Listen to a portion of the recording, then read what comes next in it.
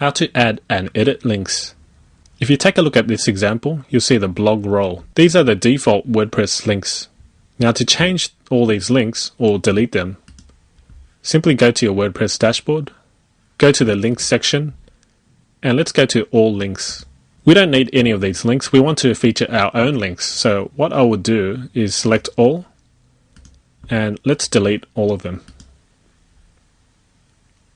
The first thing I want to do is go to link categories. I don't want to call my category blog role. As you can see, blog role. I want to call it resources. So what I would do is add a new category called resources. Now I add new link category, and now you can see it here. Now I would add a new link and call this link Top Golf Resources, and then enter a web address. The description is not necessary, and then select the category you want it to be placed in. I just created resources. I'm going to click resources. Now you can add the target. Blank will open in a new tab, top will open in the current window or tab with no frames, and none will open it in the same window. I would recommend you open it in the new window.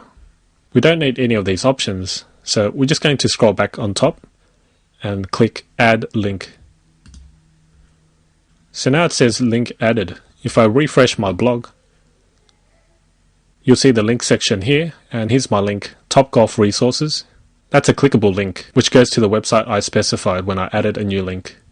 If you don't see the link section on your blog, that means that you haven't activated the links. To do so, go to Appearance, go to Widgets, and make sure that the links widget is added in one of these widget areas. If you don't see it, then you'll see available widgets on the left side here, and then you simply drag it to the area you'd like.